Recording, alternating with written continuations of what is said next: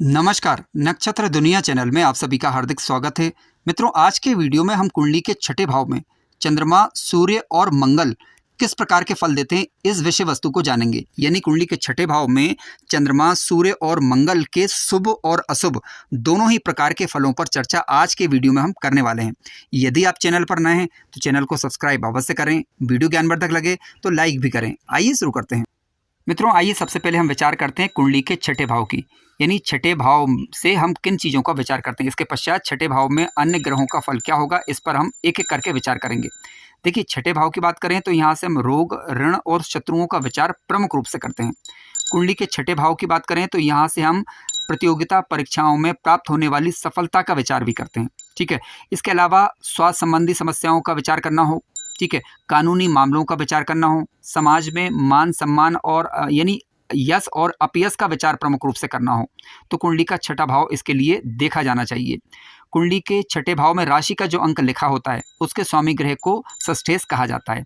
यदि कुंडली का छठा भाव मजबूत हो और विशेष रूप से लग्नेश का मित्र हो छठे भाव का स्वामी, तो ऐसी परिस्थिति में सामान्यतः अपनी दशा या अंतर्दशा के दौरान छठे भाव का स्वामी सामान्यतः अच्छे फल देगा यदि वह स्वक्षेत्री, मित्र क्षेत्रीय या उच्च राशि का होकर बैठा हुआ हो, लग्नेश का मित्र बनकर।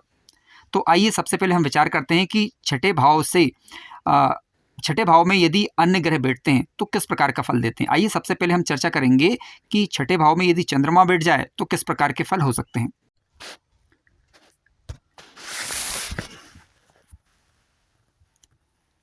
मित्रों, आइए सबसे पहले हम विचार करते हैं कि कुंडली के छठे भाव में यदि चंद्रमा बैठे तो किस प्रकार के फल हो सकते हैं। देखिए, कुंडली के छठे भाव में यदि चंद्रमा बैठे हों लेकिन स्वक्षेत्री यानी कर्क राशि के, मित्र क्षेत्री या उच्च राशि के होकर, उच्च राशि का तात्पर्य है वृषभ राशि के होकर बैठे हुए हों, यानी स्वक्षेत्री, मित्र क्षेत्री या उच्च राशि के होकर यदि चंद्रमा इस भाव में बैठते हैं किसी शुभ ग्रह के द्वारा, किसी शुभ ग्रह के साथ युत होकर विशेष रूप से, या फिर शुभ ग्रह के द्वारा दृष्ट होकर, तो ऐसी परिस्थिति में सामान्यतः ये चंद्रमा अच्छे रिजल्ट देते हैं। ठीक है, किस प्रकार के रिजल्ट देते हैं। देखिए, जातक का समाज के अंदर एक प्रभाव रहता है, प्रतियोगिता परीक्षाओं को क्लियर करने में जातक को आसानी हो, इस बात की संभावना बनती है। इसके अलावा यात्राओं के माध्यम से जातक कोई कार्य करे, यानी कोई ऐसा कार्य करे जिसके माध्यम से यात्राएं बनी रहे और लेकिन उससे जातक को लाभ भी होता रहे।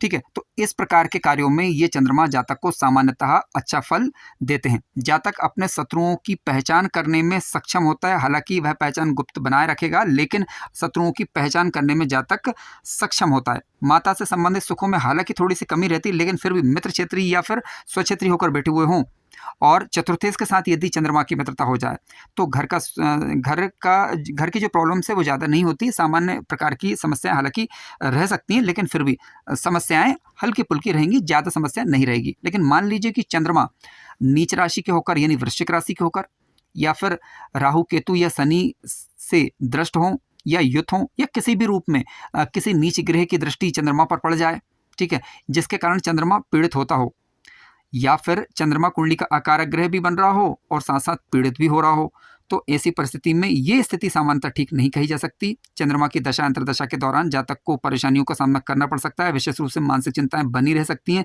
स्वास्थ्य संबंधी समस्याएं भी रह सकती हैं, नेत्र इत्यादि रोग से भी जातक पीड़ित रह सकता है। ठीक है, हालांकि जातक समाज सेवा में रुचि लेने वाला होता है।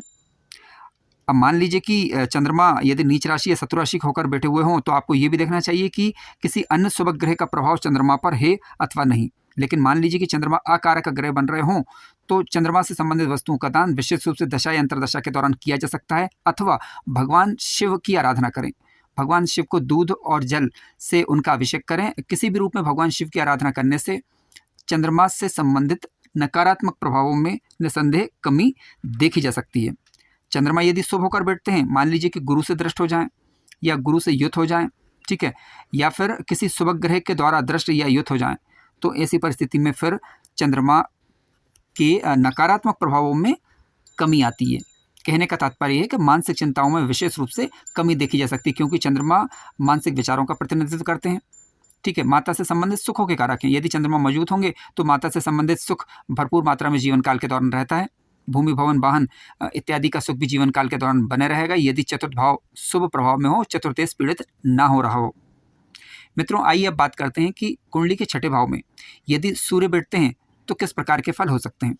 मित्रों, आइए अब बात करते हैं कि कुंडली के छठे भाव में यदि सूर्य बैठ जाएं तो किस प्रकार के फल हो सकते हैं। देखिए, सूर्य की बात करें तो सूर्य जीवन काल में आत्मविश्वास के कारक हैं, आत्मा के कारक हैं, पिता के कारक हैं, किसी भी प्रकार के मान सम्मान के कारक हैं, शासन प्रशासन से संबंधित कार्यों के कारक हैं, शरीर में हड्डियों के कारक हैं, ठीक है, चेहरे पर आभा मंडल जिसको हम तेज भी बोलते हैं के कारक हैं, रोग प्रतिरोधक क्षमता के कारक हैं, नेतृत्व क्षमता के कारक हैं, स्वास्थ्य से संबंधित समस्याओं के कारक हैं। यदि सूर्य खराब हो जाए तो स्वास्थ्य संबंधित समस्याएं बनी रह सकती हैं, इस बात की एक संभावना बनती है। लेकिन यदि सूर्य मजबूत हैं तो स्वास्थ्य मजबूत हो, इस बात की भी प्रबल संभावना बनती है। हालांकि इसके लिए लग्न लग्नेश और छठे भाव के स्वामी की स्थिति देखना अनिवार्य होगा, लेकिन फिर भी जहां तक रहा सवाल सूर्य का, तो सूर्य स्वास्थ्य को दर्शाते हैं, यानी आरोग्यता को दर्शाते हैं, लाल वस्तुओं के कारक ग्रह हैं। अब देखिए, कुंडली के छठे भाव में यदि सूर्य ग्रह स्वक्षेत्री होकर, यानी स्वक्षेत्री का तात्पर्य सिंह राशि के होकर, ठीक है, 5 नंबर का राशि का अंक यानी होकर बैठे हों, या फिर उच्च राशि के होकर यानी मेष राशि के होकर बैठे हुए हों, तो सामान्यतः अच्छा फल यहाँ पर देंगे अपनी दशा या अंतरदशा के दौरान। स्वक्षेत्री, मित्र क्षेत्री, उच्च राशि के होकर जब बैठते हैं तो जातक अपने शत्रुओं पर यानी अपने प्रतिद्वंदी पर विजय हासिल करता है। साहसी तो होगा ही, साहसी के साथ साथ पराक्रमी होगा और पराक्रम के माध्यम से जीवन में सफलता दर्ज करेगा। हालांकि पराक्रम के लिए कुंडली का तीसरा भाव और तीसरे भाव के स्वामी की स्थिति देखना आवश्यक है। प्रतियोगिता परीक्षाओं में सूर्य जातक को सफलता प्रदान करें, इस बात की संभावना बनती है। स्वास्थ्य अच्छा कहा जा सकता है यदि लग्न और लग्नेश मजबूत हो और छठे भाव के स्वामी की स्थिति भी अच्छी है, तो ऐसी परिस्थिति में जातक का स्वास्थ्य मजबूत रहे या फिर आरोग्यता बनी रहे, इस बात की संभावना बनती है। किसी प्रकार के कानूनी मुकदमे इत्यादि चल रहे हैं तो जातक को उसमें सफलता मिल जाए, इस बात की संभावना भी बनती है। जातक को ऋण आसानी से मिल जाता है, ठीक है, ऋण को आसानी से जातक चुकता कर पाता है। लेकिन मान लीजिए कि कुंडली के छठे भाव में सूर्य बैठ जाएं लेकिन नीच राशि के हो जाएं, यानी तुला राशि के हो जाएं और उनकी नीचता भंग ना हो रही हो, ठीक है, या फिर किसी भी रूप में सूर्य पीड़ित हो रहे हों, तो आत्मविश्वास की कमजोरी बने रहना, पिता के साथ संबंधों में परेशानी रहना। हालांकि इसके लिए नवमेश और दशमेश की स्थिति भी आपको चेक करनी होगी। सरकारी कार्यों में इत्यादि में जातक को दिक्कत और परेशानियों का अनुभव हो, ऐसा हो सकता है, ठीक है। हड्डियों से संबंधित समस्या बनी रहे, मामा पक्ष के लिए परेशानी का कारण भी बन सकते हैं ऐसे सूर्य, यदि यहाँ पर नीच राशि के हो रहे हों या पीड़ित हो रहे हों। आंखों से संबंधित तकलीफ भी जीवन काल के दौरान बनी रह सकती है, ठीक है। यानी कहने का तात्पर्य सूर्य जिन चीज़ों के कारक हैं और जिन भाव के स्वामी ग्रह सूर्य बनते हैं, यदि वे छठे भाव में आकर पीड़ित होते हैं तो ऐसी परिस्थिति में कहीं ना कहीं दिक्कतें और परेशानियों की ये सूचना देते हैं। लेकिन फिर भी यदि मान लीजिए आपकी कुंडली में सूर्य पीड़ित हो जाए, नीच राशि के हो जाएं, शत्रु राशि के हो जाएं, तो आप प्रतिदिन भगवान सूर्य को अर्घ्य दें, आदित्य हृदय स्तोत्र का पाठ करें, अपने पिता का सम्मान करें, सूर्य नमस्कार करें, तो कहीं ना कहीं, और हाँ, गाय को गुड़ दीजिए, जिससे कि सूर्य से संबंधित नकारात्मक प्रभावों में निसंदेह कमी देखने को मिलती है। आइए अब बात करते हैं कि कुंडली के छठे भाव में यदि मंगल ग्रह बैठें तो किस प्रकार के फल हो सकते हैं। मित्रों, कुंडली के छठे भाव में यदि मंगल ग्रह बैठ जाएं तो किस प्रकार के फल हो सकते हैं, आइए विचार करते हैं। देखिए, मंगल की बात करें तो मंगल साहस के कारक हैं, पराक्रम के कारक हैं, भुजाओं में बल के कारक हैं, भूमि जमीन जायदाद के कारक हैं। यदि मंगल ग्रह स्वक्षेत्री, मित्र क्षेत्री या उच्च राशि के होकर कुंडली में बैठे हुए हों तो जातक साहस के बल पर, हिम्मत के बल पर, भुजबल के दम पर जीवन में सफलताएं दर्ज करेगा और अपने जीवन स्तर को ऊंचा उठाएगा। लेकिन मान लीजिए मंगल ग्रह पीड़ित होकर, नीच राशि के होकर, अकारक ग्रह बनकर यदि बैठ जाएं तो जातक व्यर्थ में अपना परिश्रम करेगा, यानी व्यर्थ के कार्यों में अपना समय बर्बाद करने वाला, व्यर्थ की बातों में समय नष्ट करने वाला, लड़ाई झगड़े में इन्वॉल्व रहने वाला, जरा जरा सी बात पर गुस्सा होना, जरा जरा सी बात पर लोगों को परेशान करने वाला हो सकता है, इस बात की संभावना बनती है। लेकिन यदि आज की वीडियो हम बात करें क्योंकि छठे भाव में यदि मंगल बैठे हों तो किस प्रकार के फल हो सकते हैं। देखिए, छठे भाव में यदि मंगल स्वक्षेत्री होकर यानी मेष राशि या वृश्चिक राशि होकर बैठे हुए हों और कुंडली के कारक ग्रह बन रहे हों तो ऐसी परिस्थिति में, या फिर उच्च के होकर यानी मकर राशि होकर बैठे हुए हों, तो यहाँ पर स्थित मंगल जातक को शत्रुओं से निपटने की पूर्ण क्षमता प्रदान करते हैं, ठीक है। जातक कोर्ट कचहरी के मामलों में सफलता दर्ज करेगा, क्रय विक्रय इत्यादि में भी जातक सफलता दर्ज कर पाता है, ठीक है। जातक धार्मिक भी हो सकता है, इस बात की संभावना बनती है क्योंकि मंगल की चतुर्दृष्टि भाग्य भाव पर होगी। हालांकि खर्च बने रहेंगे, लेकिन जातक को ये हिम्मती साहसी बनाने का कार्य करते हैं। ध्यान रखें कि मंगल ग्रह छठे भाव के अंदर यदि बैठ जाते हैं तो जातक शत्रु मुझसे डरता नहीं, कुल मिलाकर उन पर हावी रहता है।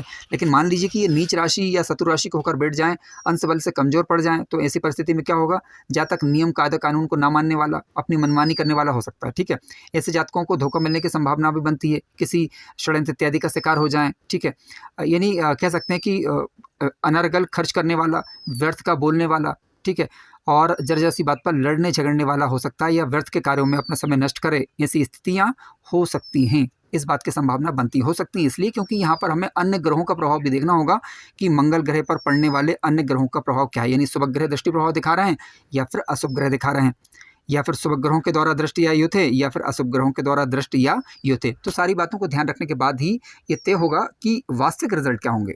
मित्रों, आगामी वीडियो में हम अन्य ग्रहों का कुंडली के छठे भाव में क्या फल होगा, इस पर विचार करेंगे। वीडियो ज्ञानवर्धक लगा हो तो लाइक करें, चैनल पर नए हो तो सब्सक्राइब भी करें। धन्यवाद।